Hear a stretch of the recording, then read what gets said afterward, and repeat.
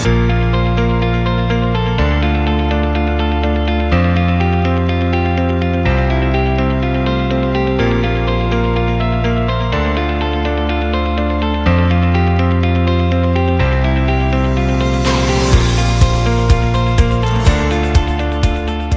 right, welcome everyone. Good morning, good afternoon, good evening, depending on where you are.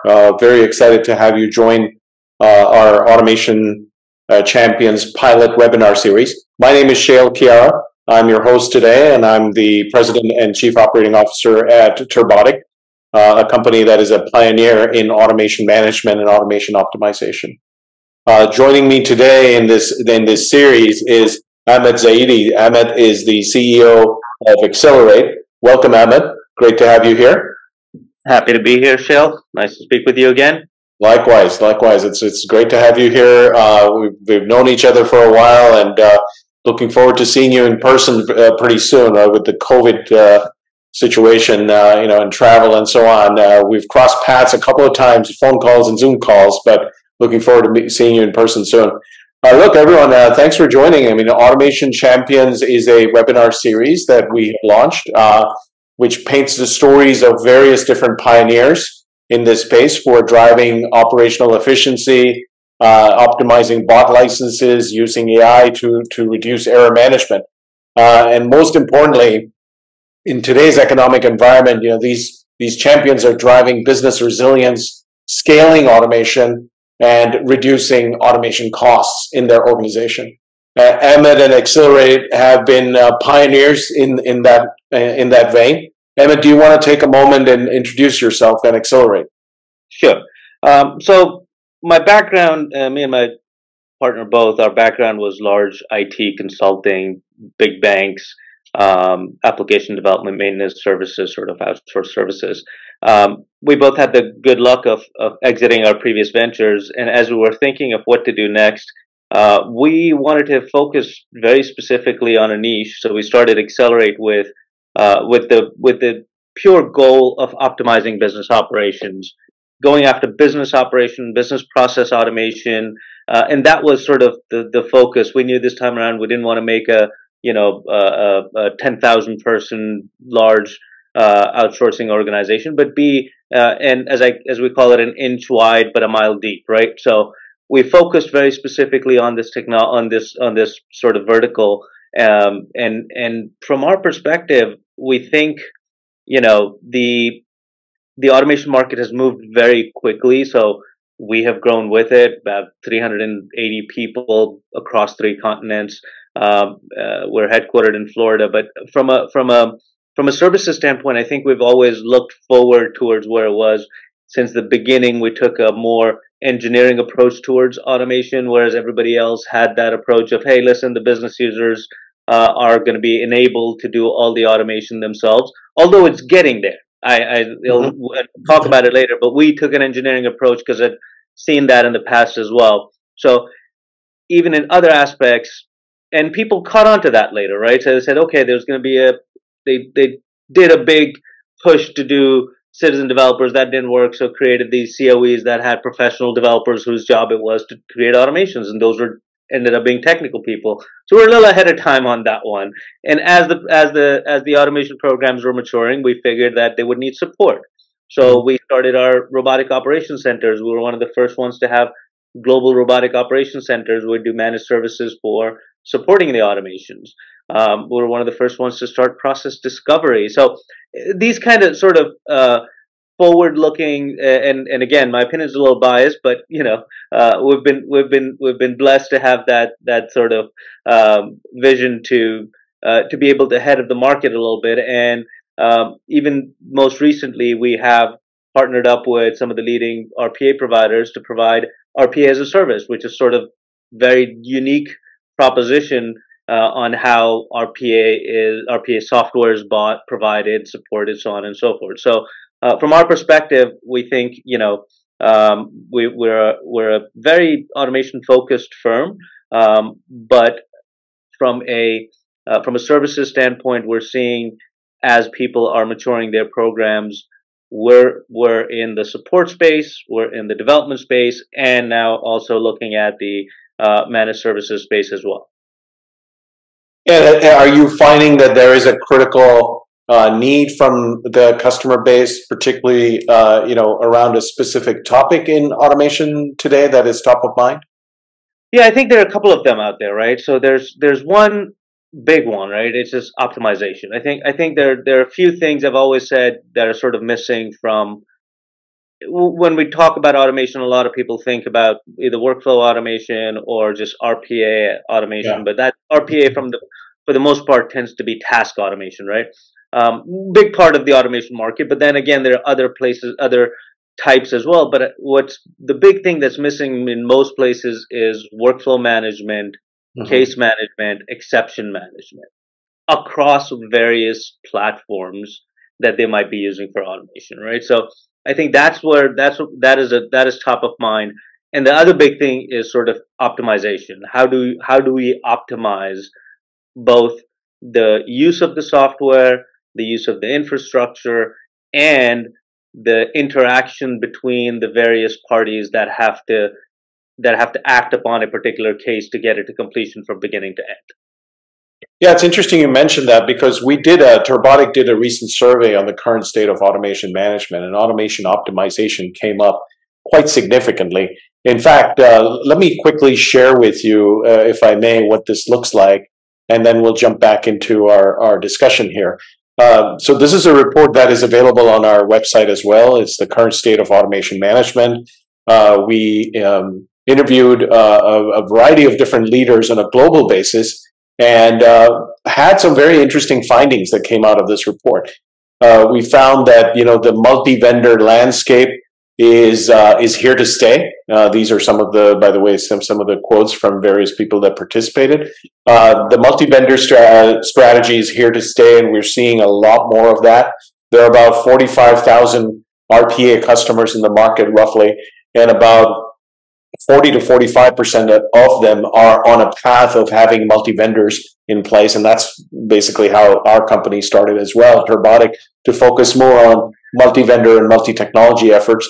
We found that, total cost of ownership involves a series of areas, license optimization as an example, infrastructure optimization, it was critically top of mind for various customers. We found the importance of license costs that we show here. There's a criticality around the management cost as well. Management of automation management is the automation that a lot of automation companies forgot about, and Yep. a lot of companies are doing management manually today. So that is critical. There are some very interesting statistics in this report. I would encourage you to check it out. It's available on our website. I don't know, Ahmed, if you've had a chance to look at this. Oh, absolutely. Look, I think we were talking even before this. So even within our own rock, right, we use Turbotic software to actually manage our execution, manage the automation of the management of the exceptions and the full workflow execution. I think that is extremely important. Any organization that scales these programs, right? They have the pure fact that the way software was sold early on in the RPA world, right? Yeah, and you've been on quite a few of all three of those vendors, right? So that there is a risk of not being able to utilize what you bought, right? So Mm-hmm. and then you're never dot on where you're going to be 1 year from now, let alone try to figure out where you're going to be 3 years from now. So I think there's always a effort to optimize how those workers are utilized, and I think that is top of mind for everyone to say, hey, how do we make sure that in year one we have a good we have a good human cost to compare against, but when you're in year five, that's just a software line item that somebody's asking the question on, is it being used optimally or not? No, you're absolutely right. I mean, I think manually managing automations and AI is not automation, and I think a lot of companies are starting to realize that. I mentioned, one of the trends here around a multi-vendor approach. There are several trends in the market. What are you seeing, Ahmed, in terms of trends in the broader automation space? Yeah, I think there's a couple of them. Let's talk multi-vendor first. Um, yeah, I think we all know, we've seen the reports. One of the vendor has gotten a lot of the investment, and they've been able to invest and innovate faster than the others, right? So we're now seeing migration from certain platforms, and people who are going through this understand there are certain platforms that upgrading them is extremely, extremely difficult, right? And they're going through that, and I've spoken to a few customers who have gone through an upgrade and said, I would have rather used another platform and written it from scratch, right? Uh, However, there are two problems there. While I'm doing that, how do I manage my automations, right? I have some over there, I have some over here. Now this multi sort of faceted, I decided to write the next part of the process Mm-hmm. in the new tool because that's more efficient, faster, cheaper, and we'll talk about how we make that happen later. But how do I manage all of that, right? So that's a challenge, and I think as we talk to customers, we have a solution to that, right? There are platforms out there that like yours that will allow that to happen. But that's number one. Number one, I think, is in the multi-vendor strategy perspective, it's top of mind to say, hey, listen, do I want to continue to grow on a vendor that may not be innovating, that may not be that may have some issues that I'm not seeing on the other side, right? Either from a vision perspective, execution perspective, scale perspective, support perspective, whatever that may be. I've seen multiple reasons why people want to switch, and then sort of cost of doing that migration and having cost of twice the software is another stuff, another sort of uh, aspect that people are worried about. So I think that's where the theme of having the lower total cost of ownership comes into play, with utilizing these things more efficiently. At the end of the day, the reason why you do all of this stuff is so that you can have a lower cost of ownership towards at the end state, which is the Yeah. business as usual. You have a lower total cost of ownership. So, and by the way, that's a continuous cycle, right? It's not just one thing. You continue to lower that cost of ownership as you go along. No, that's a fair point, Ahmed. There are a couple of trends that I'm seeing as well, if I can share. There, and I call them in an acronym called TAPE, TAPE, essentially. T stands for talent. There is a continued challenger in acquiring talent in this space. Digital literacy has become critically important and is a board level topic now.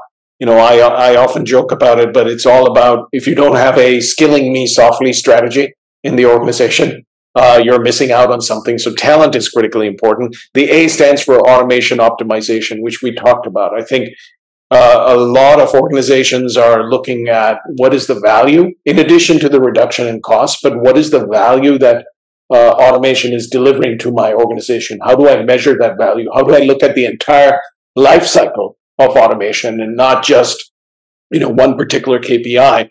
The P stands for purposeful automation. There's an enormous amount of discussion, particularly in Europe last year, towards the latter half of last year, around why are we doing automation in the organization? What is the original purpose of automating? I think we've gone past the traditional approach of just do it, just get a bot and just automate something. Organizations are looking for what is the purpose of automation. And the last one, E, is really about the ecosystem.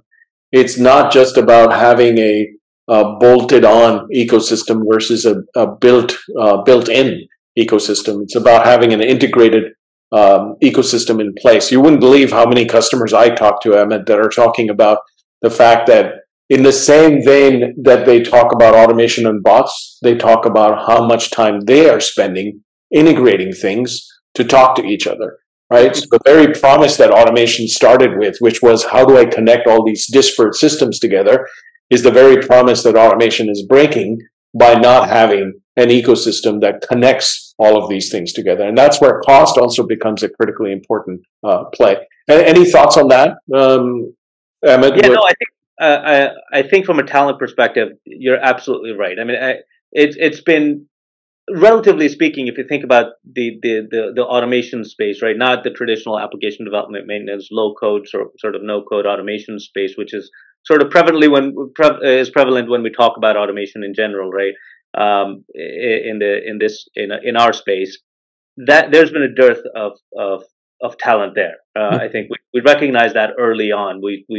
We had to spend a lot of time, effort, and energy to actually build a full a full group that just does nothing but produce talent for ourselves, because we knew we couldn't get that talent anywhere else, and so we had to. So if, as like you said, the skill me sort of approach of, we make our own talent, we made the factory, right? So that was really important. Optimization's been has been is it's been a topic. I think early on it was sort of the hype of, oh yeah, we'll do this, and all of a sudden a year later you're seeing that you have unused software or you have integration problems, right? I think that's really interesting. That I think it is a couple of aspects there, right? Number one, places where I see those integration problems were, where sort of IT involvement wasn't there, to be very honest, right? So business users were, it's perfect, right? The business unit comes in, does it without sort of IT involvement, and then realizes that there's places where you now need more integration, right? So Right. I think where there's been nice collaboration between the business units themselves and IT to understand, yes, there's a need for these type of automations. Yet how do we make sure that these are integrated? You don't see as many problems, but in other places you see all those problems. So I think that's nice acronym. I like how you presented that. It's easy to remember.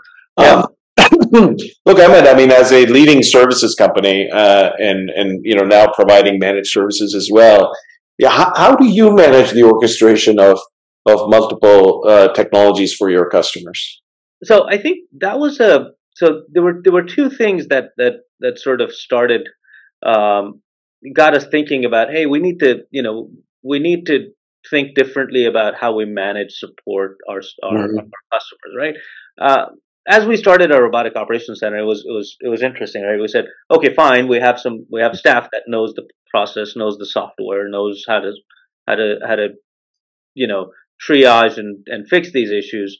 But if we don't pay any attention to automating ourselves, Mhm. we will never do it more efficiently than anybody else. Anybody else can also throw bodies at it and do it. So I think that was a big thing that we started, big premise that we started off with. So and then had a conversation with you, and this was exactly the thing that we were looking for, right? Yeah, So yeah. number one, and as the migration trend started, now we have customers who have multiple products in their automation sort of tech stack, and now we're looking at, hey, listen, not only are we capturing exceptions and business process exceptions and being able to kick off, so you know we have automations that handle business exceptions, Hmm. uh, common business exceptions. That's an interesting sort of way to, instead of giving back to the human, they check what those exceptions are and actually do Yeah, those things based on certain conditions and so on and so forth. yeah. So from our perspective, putting automation on top was a really big thing. Uh, the second thing that we realized was that there is a big challenge, especially as folks are trying to migrate over from one technology to the other, or add another technology to the stack. I think folks had already been burnt with shelfware, long-term contracts, sort of infrastructure or obesity, as you call it, right? So Hmm. I mean, it's a big cost, right? So pushing folks to be more comfortable with the cloud was another sort of big thing, and offering a model by which they could purchase software that actually moves the risk over to us for that expansion and not having the shelfware was a big thing. So our MSP offering is exactly that, right? So we were able to provide you software as you need it, when you need it, while you build this up on an ongoing basis, surge capacity as you need it, Mhm. without having to go through and take the risk of, I'm going to buy 20 bots, 40 bots, 50 bots. Will I be there at the end of the year? I don't know. I will try my best, but what if, something happens in the middle and changes my focus of the business, right? That can cause all sorts of problems. So we take that, we've shifted that. I think those are the two big things. We tongue in cheek internally, we have sort of infinite automation capacity that we can present to you in a scalable pricing model, scalable cost model that you can utilize whenever you need, whenever you want. Yeah, no, it's interesting, Ahmed, because I remember this is top of mind for you when we started talking, and thank you for being a customer. And this has continued to be top of mind for you, and I see that it's top of mind for many of your customers as well. Yeah, Elon Musk has told us not to talk about There AI and Chat GPT, but he's not on the call. So you let's go. talk about it. What are you seeing in terms of large language models entering into automation or other forms of AI? What are the trends that you're seeing in the market? Um, a little bit of just upfront. Back in the day when AI and machine learning were sort of taking hold in the market in the business space, you'd go to IT leaders and they would say, "What are you doing with AI?" And you say, "What problem are you trying to solve? I don't care. What are you doing with AI?" Yeah, So I get a lot. What are you doing with ChatGPT and sort of generative AI? Look, I think it is a lot of it's top of mind for everyone. I think I can't uh, I'd be a rich man if I got a penny for every time anybody I talk to speaks about they're talking about. I'm looking at generative AI, right? The problem is, I think number one, the big challenges that we're seeing is the technology is great. I think it's great. The problems people are trying to solve with it may or may not be the appropriate ones, number one. Number two, I think many people do not actually understand how this technology works in the background, right? mhm. I mean, we have had enough trouble just trying to explain regular machine learning models and how confidence scores are obtained and how to use confidence scores, right? Add hallucinations to it. I literally just went to OpenAI and just asked who's Ahmed Zaidi at Accelirate. It actually merged mine. It said I had a MBA from Rutgers. I've never been to Rutgers. I don't have an MBA. But my partner had, and I'm pretty sure it actually saw both of us together in many different At the places. same company and picked It, up. it, it picked up, and so I mean, they call it. There's a word for it, right? It's called hallucinations. They call it hallucinations. That's number Yeah, one, yeah. and especially generative AI. That's what I'm talking about, right? So you're talking about a technology where the output, number one, does not come with a confidence score. Hmm. Number two, you have sort of um, inconsistency. So one of the big things that people want to use automation for in systems in our world, right? That's again, I'm not talking about the world where users are using it for marketing purposes, for generating art, and all of those things. Let me put those sort of artistic or generative AI type of things aside. Hmm. In the automation space, it has always been a challenge. I have unstructured data. Can you give me structured data so I can put it in a field on a screen somewhere, right? That's really, or I can put it in a field in a database somewhere, whatever that may be, right? So that's the problem that you're trying to solve. And in those problems, consistency is extremely important. We're Hmm. seeing consistency is missing, right? So you could ask the question multiple times to LLM and it'll give you an answer. It might give you different answers, right? Yeah. Depending upon the context, depending upon how many questions you've asked before, depending upon whatever that may be, an update to it. So I think those are the two big things that we're seeing. However, I will tell you this: I am extremely, extremely impressed with a few different use cases that I am seeing. Document processing is a big one, right? I think the ability of large language models to be able to understand a document and get certain fields off of that are There was are an interesting one you mentioned, right, that you're in the midst of. Are you able to talk about that a little bit? yeah. I mean, we work with an up and coming RPA platform that's releasing a GPT-enabled document processing platform, right? Mm-hmm. And switching the whole model atop its head, saying no training required. You just throw the document in there, you throw Mm-hmm. the fields that you want, and it's amazing how it's able to pick up a lot of these things, right? I mean, you might have invoice payment days as 30 days after invoice date, and it actually puts in a date of where what date the invoice is due, right? Based on that thing, not even picking up actual data on the document. Um, Summarization, those type of things that we have a customer who needs a summary of a medical report or a police report to try to figure out, so that they can show it to somebody to say, hey, this is what the police report says, and they can make a quick decision based on what they want to do. Those are the use cases where I'm seeing the most of those type of technologies being used, apart from our marketing and email generation and those type of things are sort of more, um, you know, uh, those are sort of personal automations that don't end up being in the COE. Right? There are a Yeah. lot of use cases as well. But Emmett, are you seeing, so take document processing, for example, the use case you just talked about, right? AI can probably get you to 100% straight through processing, but 100% straight through processing is quite different than 100% accuracy. I think you got to pick your poison, right? You do you want straight through processing or do you want accuracy, right? Um, I honestly I don't think we'll ever get to 100%. We don't do that with humans. We shouldn't expect that Yeah. with machines, Yeah. especially when the output is sort of a probability of something, right? So I think people looking for I really whenever we look at AI based solutions, I really uh, encourage my customers to look at efficiency, right? Hmm. I think wherever that efficiency might be, whether it's in accuracy, whether it's in straight through processing, why is it that you're doing this? Are you trying to be more efficient? Are you trying to be more accurate? Decide what you're trying to do, and then you can figure out what the best implementation will be. But most customers, most sort of folks, when they hear automation, they just hear, "Oh, I don't have to touch this. It's going to be straight through processing." I think that has to change a little bit. I think the whole industry has to.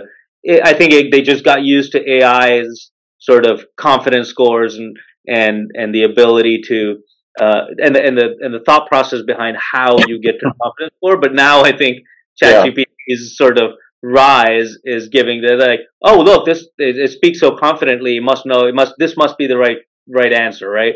And a machine is saying it, so it must be correct. Yeah. Yeah. That's been a problem ever since we did RPA automations. I had an RPA automation that was 93% accurate, and the 7% was because somebody messed up a mapping, and the customer wasn't happy. We went back and said, when your humans used to do this, you were only 73% accurate, right? They're Yeah. like, oh well, those are humans. They're supposed to make Yeah. mistakes. Well, Yeah, there are two other interesting areas that I've seen, Ahmed, in terms of being able to use AI and or large language models. One is around the perfusive, continued problem in automation around documentation and the ability to have good, accurate, up to date documentation. And I think certainly large language models, either publicly used or proprietary built, can hmm really help solve that documentation problem. The other is around developer productivity, right? So in terms of being able to identify errors, to be able to label them, to be able to classify them, to be able to predict them using an AI model, and and tie that back to how that is going to impact your automation output is an interesting one, and that's something that Turbotic has been building and has built in our software and is available at the moment around error classification, anomaly detection, and other areas. And we're moving towards predictive capabilities as well. And I think that is resonating quite well because bots do break. Regardless of which customer you talk to, bots do break. And the ability to solve that and increase developer productivity is critically important. Are you seeing any of that out there today? Well, absolutely. I think so. Apart from the automation use cases, which which we were talking about earlier, these are the type of use cases where I see a lot of application. Right. Mm-hmm. I can tell you, it's made me a much more efficient coder. I like, I'm a Google Python programmer. Now I didn't have to use Google. I just went to that and said, "Hey, listen, how do I do this in You're Python?" just And exposing all secrets today, Ahmed. That's great. absolutely, I'm a transparent guy. It's okay. In my first interview, someone asked me a tough Unix question. I said, "Well, I'd go to the man pages," and they go, "Why don't you know this by heart?" I'm like, "But that's why they were there. So I don't have to remember all of this stuff. It's there for a purpose." So I use those things. I think you're absolutely right. I think it's going to make a huge difference as developers start to use it more, and it gets further and further embedded in platforms like yours and development platforms. I think so far I haven't, I'm seeing it more not as efficient in more complex use cases. Small snippets, it works good. But I think as Copilot comes out and those things come out, I think we'll be much more efficient. I was writing an email to Shail yesterday where we were just talking about what time works, right? And Yeah. I was like, it would be awesome if I had Copilot right now and it saw that I'm talking to Shail, I'm saying Yeah. 2 p.m. tomorrow works, and just created a meeting invite for both of us. Would have saved me 5 minutes. No, absolutely. I think we're headed towards that future where work will be the conversation. Work will not happen after the conversation that we're having. It will happen while we're having that conversation. That's very interesting. Um, what are some of the core KPIs that you're seeing out there, Ahmed, that are interesting to your customers? I think we moved way past the FTE reduction phase in the market. I feel we moved past the derivative metrics, right? If I put this automation in place, it's going to change customer satisfaction by X, which is going to generate, Y amount of revenue. And that's what I call derivative metrics that are not necessarily tied to the automation you started with. But are you seeing any interesting KPIs out there that customers are starting to track? Look, I think they're those continue to be, the majority of the metrics that people start to measure their programs by. I think that the KPIs of total cost of ownership, I think, have risen up in priority. I think Yeah. back at the end of the day, before it used to be, I had this many FTEs, I have this cost now to do this. Now they're looking at what is the total cost of ownership of this program, and what are the values, what are the values that I'm getting out against it. Those are I think those are KPIs that have moved up the ranks in over time. And I think, sort of, from a KPI standpoint, what you see people focusing on is more end to end as opposed to task based sort of measurements, right? They were used to be task based. Hey, listen, I use this task, but I think now they're looking at straight through processing rates end to end, right? From claim intake to payment, right? Not just, hey, claim data entry or payment automation processing. I think there's a bigger focus on end to end measurement of those KPIs, and you can't do that if you don't have an integrated system that actually measures things along the way on each one of these. So there's a lot of task-based automation, and a lot of sort of smaller task-based KPIs that have been out there, but I think the focus is now on end-to-end KPIs. I couldn't agree more, and I think that's the whole premise around which Turbotic started as well, was the whole end-to-end automation management of the entire life cycle of automation. Because I think if you look at today's orchestrators, they do a fairly good job of giving you bot metrics, right? Are the bots running on time? Are they failing? But they do a very poor job of being able to give you the entire life cycle metrics, which is, here's my intake, here's the discovery around the intake, here's the how I'm controlling all the bots, and here's the value that automation has actually generated. Continuously measuring across that life cycle, integrating across that life cycle is missing, I feel, in the market. And that's giving the rise to what we talked about earlier, which was the automation optimization efforts. Ahmed, you've done a great job building the company. I didn't realize it was 380 people. What a journey you've been It on. has been. It has been. And how many parts of the world are you in now? So we're headquartered in Southern Florida. I sit up here in the Northeast in New Jersey. We have operations in Colombia, in Medellin, and Bogota, and we have operations in India, in Mangalore, Ahmedabad, and in Pune. Wow, that's fantastic. Yep. And there are only 190 countries in the world, and you seem to be across the board. By the way, I forgot to mention we actually did start operations in Dubai as well recently, and have actually landed a pretty big name in Turkey. So it's let's see where this takes us. So Oh, fantastic. it's been Emmett, what are one or two things that you want to leave behind with the audience? look. I think what I we've been talking about it throughout this webinar.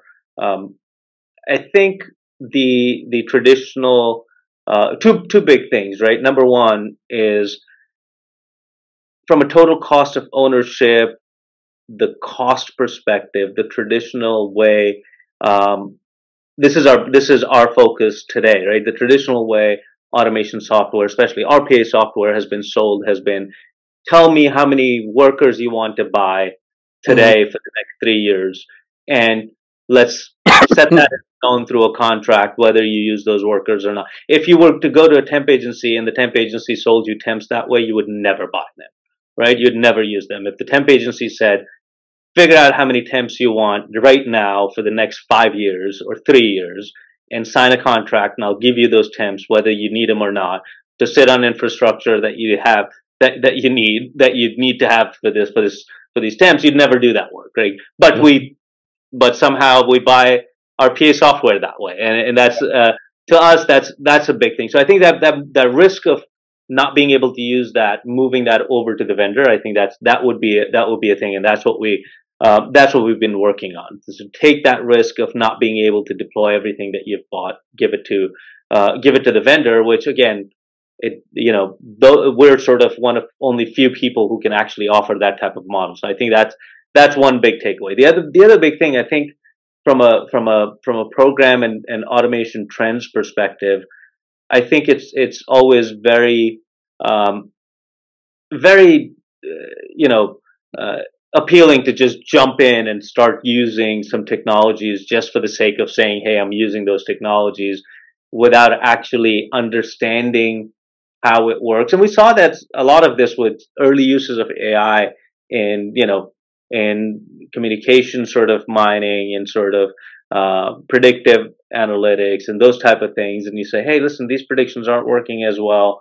Why? Because you forgot some factor that was being considered, things like that. I think there's deliberate sort of thought process around what use case you're trying to attack, what's the outcome that you're trying to do, and whether that technology, whether the alternative technologies that might work, those sort of have a very deliberate sort of thought process of what technologies you're going to use for what, and look at sort of end to end. I think that's the big thing that has been missing sort of in the automation space. There's a lot of focus on a lot of task-based automations and not looking at how do we integrate end to end, which may include humans, multiple systems, and multiple automation platforms in the middle. Yeah, I often wonder, Ahmed, do micro task automations, do micro task innovations really lead you to macro digital transformation within an organization? And often that's not the case. Often, organizations are looking for this end-to-end capability. They are looking for the overall life cycle of automation and how it ties together and how do you measure value from it. Any last comments? This has been wonderful talking to you, Ahmed, and getting insights from you. No, this has been amazing to see so many people show up. My good friend John Walsh, he just turned his video on. That's great. I'll call you later, John. But no, it's been I think it's been amazing. You guys have been doing an awesome job, Shail. Wish you best of luck and success with Turbotic. I look forward to speaking to you more often. Looking forward to it as well, and looking forward to seeing you in person pretty soon. Hey, thank you all for joining this Automation Champions webinar series. We're really excited to have you all here, and looking forward to seeing you in the next one. Take care. Have a good one. Take care. Thanks, Ahmed. Bye.